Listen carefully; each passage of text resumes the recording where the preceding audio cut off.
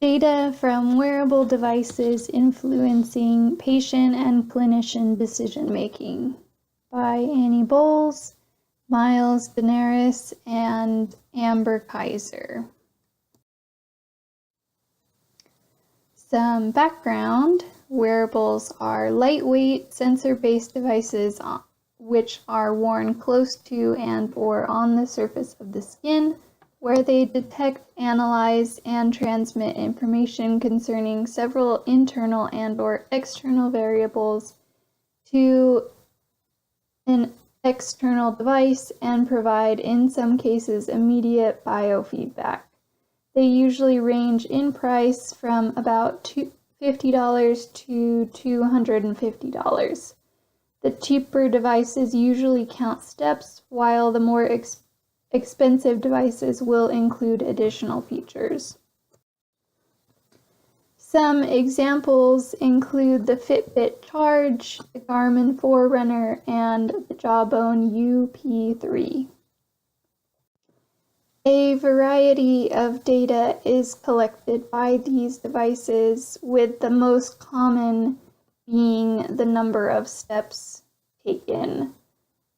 More recently, devices have become more advanced, where they will measure heart rate, calories burned, and sleep quality, which includes total sleep time, the number of times woken up, and the type of sleep, either deep or light sleep.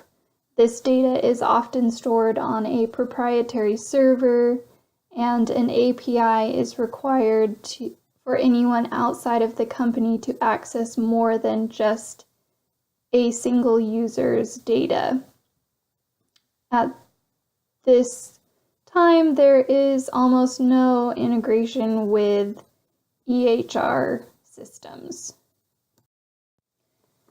There is some debate on using wearable data in the healthcare setting. The data from wearable devices can usually be accessed by the user through some application. These act as a personal health record for the user. For example, Fitbit has an app for smartphones where the user can see their data as well as goals and track trends in their physical activity. There is also a desktop dashboard where Fitbit users can see all this information on their computers. In some studies discussed later, users of wearables adhered more to their health goals than the controls because they were able to visualize their progress with applications and received regular goal reminders from the wearable itself. Data in personal health records and electronic health records can be supplemented with wearable data to build a more complete patient profile, but some arguments against wearable data is that the data collected isn't always accurate, which is a big argument against using it in healthcare decision making. Some wearables will give diagnoses to the users based on the data that is collected, which can lead to user self-diagnosing without consulting a clinician. And finally, in order to easily add the data to EHR and PHR systems, app software will have to be redesigned, which will take time, and companies are not always willing to allow outsiders access to their software. In 2015, a paper was published where the authors described the development of a mobile app called MyFitnessCompanion, which integrated data from multiple devices. They discussed the interoperability issues they faced, including difficulty aggregating from the variety of protocols used by the devices. This required them to write separate software for each device. In some cases, the developers were able to get data directly from the device. However, there were some vendors like Fitbit that used proprietary protocols which prevented developers from interacting with their device directly.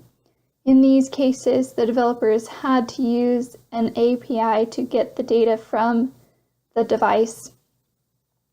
The application also connected to private EHR servers, including Microsoft Health Vault and Google Health, which has now been discontinued.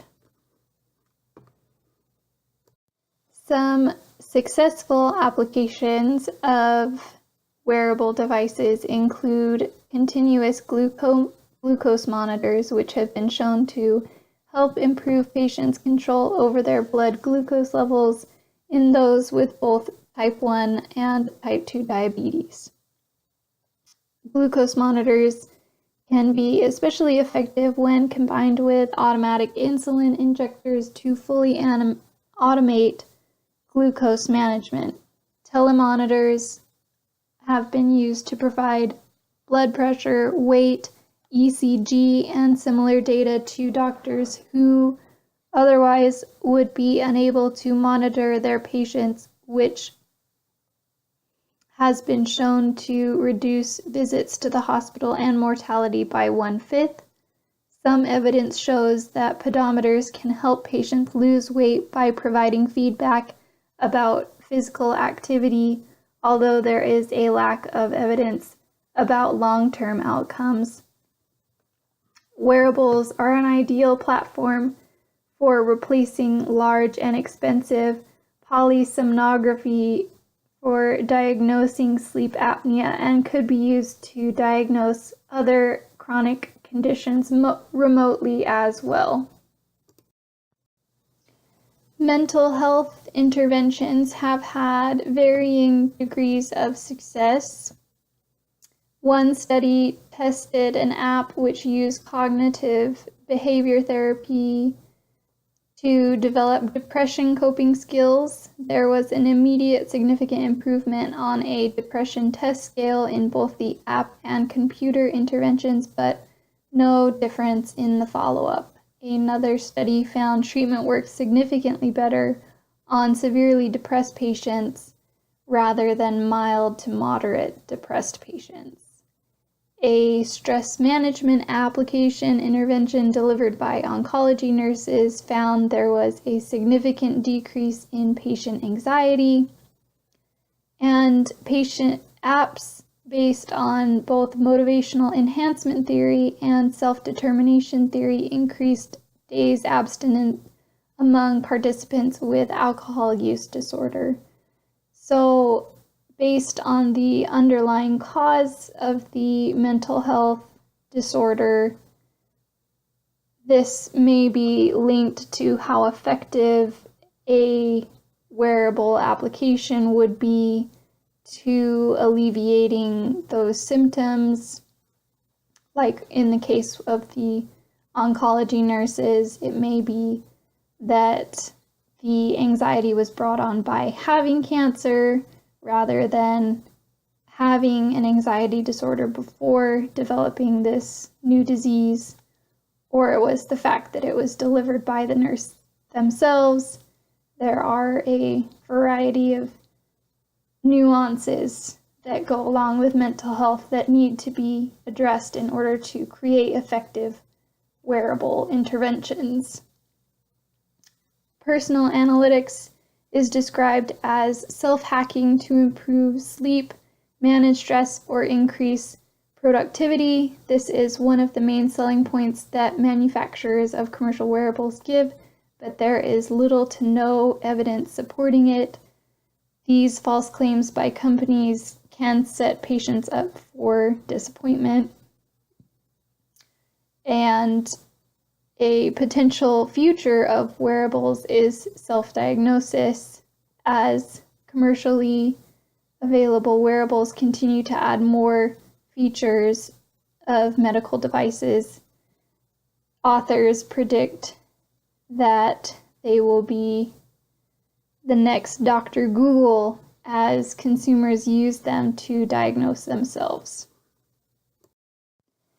In a feature comparison of successful and unsuccessful interventions, successful applications only collect relevant data, such as the diabetes monitor, which only collects data about glucose levels. This is compared to a wearable such as a Fitbit, which collects all kinds of data, such as steps taken, heart rate, blood pressure, sleep patterns, etc., but does not have any way of organizing all of the data together to provide useful information about the user's health. Successful applications also collect data accurately. One of the reasons Fitbit and other wearables are not found to be successful for self-diagnosis is that they don't always measure data accurately. And finally, the information is interpreted accurately and put into the proper context. Even if the data is collected accurately, if it is incorrectly interpreted, it can still lead to incorrect self-diagnosis. As wearables become more prevalent, they can be used to more fully illuminate patient profiles. They can be a positive tool for healthcare, like in the case of diagnosing chronic diseases or monitoring glucose levels, but they can also be an obstacle, such as when wearables record inaccurate information or users get diagnoses from their wearables. The relevance to informatics is distinguishing when wearables are beneficial and when they are not, working to improve them. It is especially relevant if wearables are ever going to upload data to PHRs or EHRs. We could perhaps start by adding data that has been vetted as accurate by lab studies like the glucose monitoring to PHR systems and observing how it affects patient and clinician decision-making before moving forward with testing and adding other types of data. In terms of the BIKW model, we first decide which wearables are collecting valid data and improve the ones which aren't. And from there, we decide which data should be used to inform patient and clinician decisions, and how do we get that information into an EHR. From there, clinicians can use the information from the devices, which is basically patient conditions outside of the clinic environment, to supplement the EHR data and make healthcare decisions. And finally, they can discuss the benefits of wearables with patients and assure them that self-diagnosing is not an advisable alternative to consulting a clinician on healthcare decisions. Thank you.